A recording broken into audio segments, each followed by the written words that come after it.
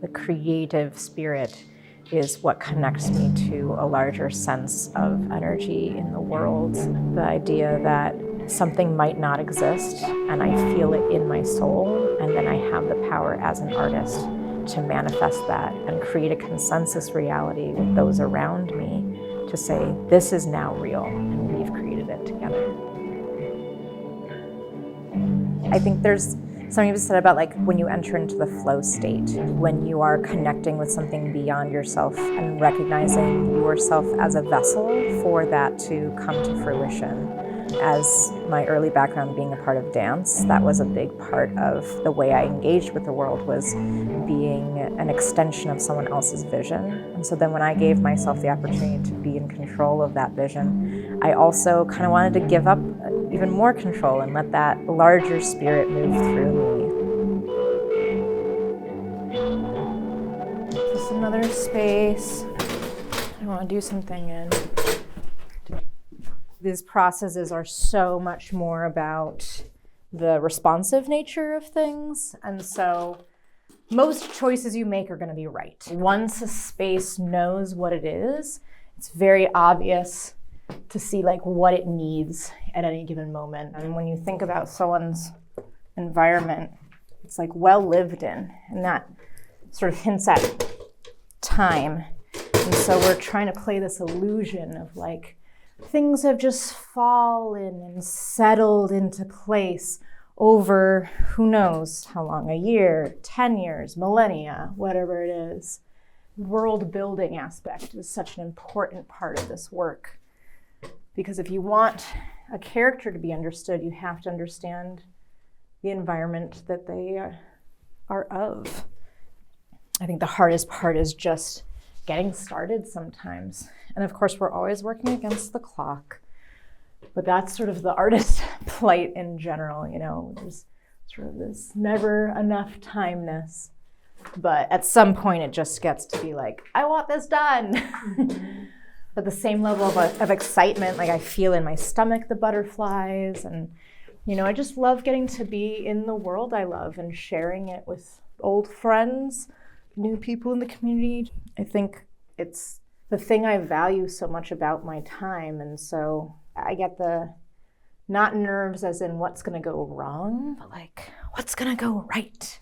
What are the new discoveries I get to make this time around? I think it looks quite nice. I would call this space done for me. Hopefully people will kind of, again, get the sense of like memory or nostalgia. Have you ever not been able to get someone out of your head? What if you couldn't get yourself out of someone else's head? You see, I have this friend named Charlie, and they mean the world to me.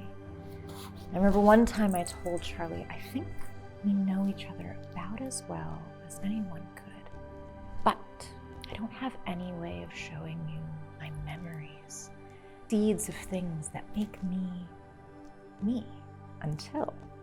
See, I like to think of these as little potions. I find that they can take you somewhere different. And you might not feel like you're in your own head. Maybe you're in someone else. You'll see. It's been really exciting to be able to use the Shea with immersive theater pieces and see how our audience that grown with us utilize that space. Where I feel like you and I collaborate, aside from working artistically together, is figuring out how to maximize each of those spaces. These spaces get reimagined as a space that dozens of artists have physically changed, whether it was with their art, with their performance, with music, with their design, with building within that space. Have as much of the community as possible be able to participate, interact, and engage with those spaces. It just speaks to like this sensibility of like, this is how we can change our community. Yeah. This is how we can envision a better and more fruitful future together. even if it's in these small spaces that we're altering and heightening, what does that mean for downtown? What does that mean for the woodlands? Like, being able to use this creative spirit in a finite way also expands literally our own brain patterns in being able to reimagine a bigger and more resilient community. And I feel such pride when I can see a person, an audience member, like physically feeling different because of an alternative space that we've created together. We'll just practice that a couple times. After we get back to this center part, there was the pulse look, cascade, move around, dun, dun, beautiful. Can you do that a few times? Absolutely. My closest friends and the people who I consider my family come from this creative community that I've been welcomed into and also have the opportunity to create. When you interact through art, you're touching on that deeper spiritual level, and so there's a trust that develops. There's a sharing of my success is your success, and your success is my success, so we want to bring our best selves to the process. I firmly believe that art is the way through crisis, and that has been the case for all of humanity.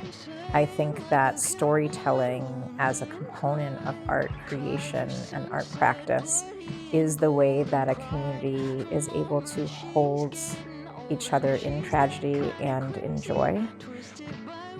It is the artists themselves that are continually creating that force and that drive to make sure that our stories are told and to tell stories for the voiceless.